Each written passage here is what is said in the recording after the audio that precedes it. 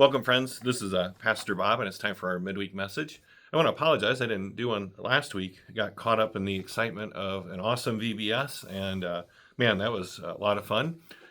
Pretty incredible, actually. If you get a chance, take a look at some of the pictures online. And big thank you to everyone who made that possible, whether through serving here 1 day or 5 days, or whether in preparation, or whether in prayer. That was pretty incredible, but it did take up all my extra time last week, to put it lightly.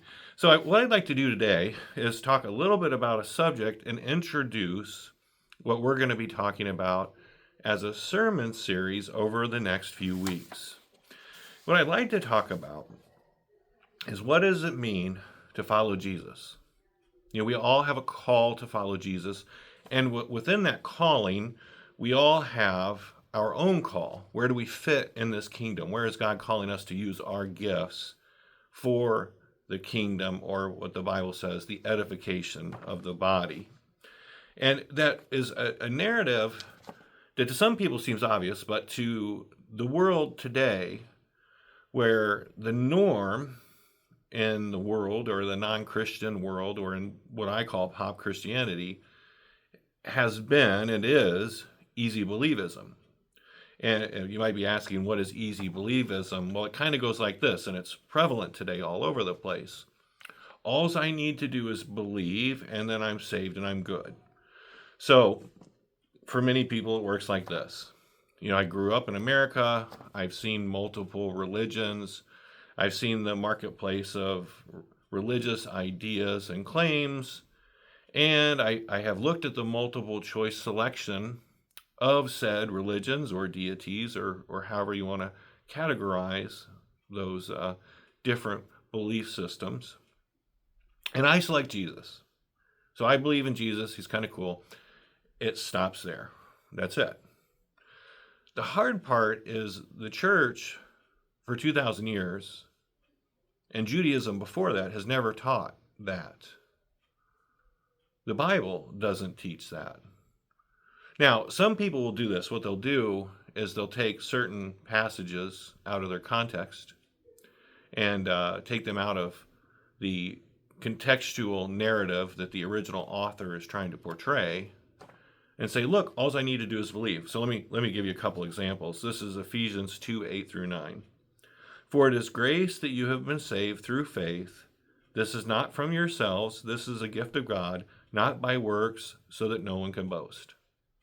So at first glance, taking this passage in isolation, which is called proof texting, by the way, they say, well, look, all I have to do is passively believe. It's God's grace. I am good. Nothing else is required of me, expected of me, and nothing else I can do will be pleasing to God. And that is very popular today. I'll give you another example. Romans 10:9.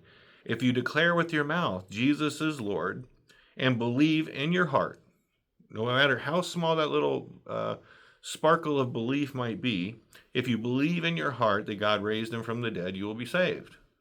And so what a lot of people do is they say, well, hey, I believe Jesus is cool. He's my dude. I'm good. There's nothing else required of me. Never mind the rest of the Bible. Never mind the rest of what Paul was trying to say in these passages. I'm just going to take this out in isolation and fit it to my preconceived notion of belief. But imagine if we did that with every passage. Look at this one. This is 1 Timothy 2:15. But women will be saved through childbearing if they continue in faith, love, and holiness with propriety. So any mom could take that passage out of its context and say, hey, I've had kids. I'm saved. I'm good. As long as I have a little faith and a little bit of love, I'm good. See, that's what happens when you take a passage out of its context and then use it to reinforce your preconceived notion. You're missing what it's trying to teach. And it's very popular today that if you talk to most people who identify as Christian today, they may have never read the Bible, gone to church. They don't even know what it means to follow Jesus, but they'll say, I'm a Christian. And that's it. That would be like me saying, I'm a teacher, or I'm a narrative, or I'm a part of whatever narrative is popular in my life. It's kind of like buying a gym membership and saying, look, I'm part of the gym community, but never going to the gym. Or buying a gym membership and saying, look, I'm fit now, I'm strong now, I'm healthy now, but you've never walked in through the door. It doesn't make sense. Matter of fact, James warns about this. This is James 2.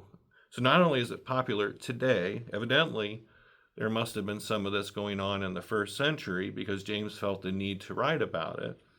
James, as we know, was the pastor of the church in Jerusalem and was also Jesus' brother. Now listen to this. What good is it, my brothers and sisters, if someone claims to have faith but no action? Can such a faith save them? Suppose a brother or sister is without clothes or daily food.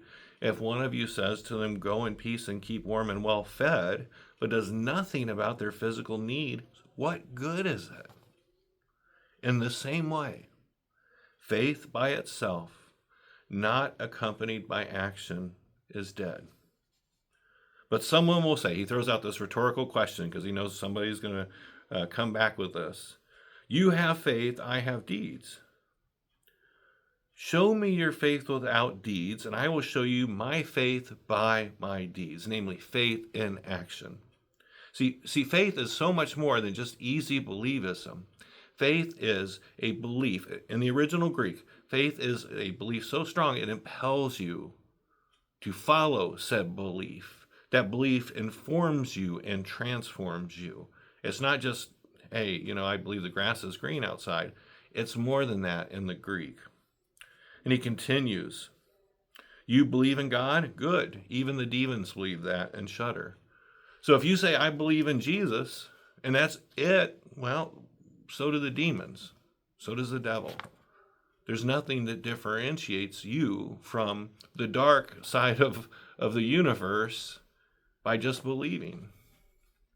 See, those passages were never meant to be taken out of their isolated context, nor has the church taught this in 2,000 years, that you can just passively believe or identify or want to be part of a Christianity without some action.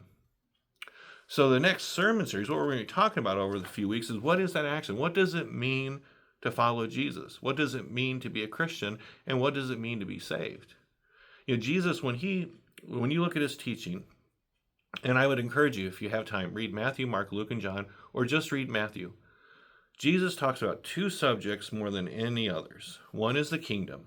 Matter of fact, if you go home and read Matthew right now, you'll have an introduction and the narratives in the beginning. And in the end, you'll have the passion. In the middle is all teaching on the kingdom. The kingdom of heaven is like this. You will see it over and over again. So Jesus talks about the kingdom.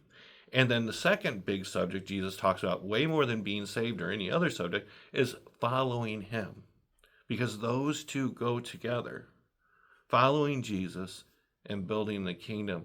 And what we're going to unpack over the next few weeks, and hopefully I've given you a little to think about today, and hopefully you'll join us the next few weeks, either in person or online, because this is an exciting subject. And not only is it important, it's essential, it's crucial to the heart of our faith and why we do the things we do.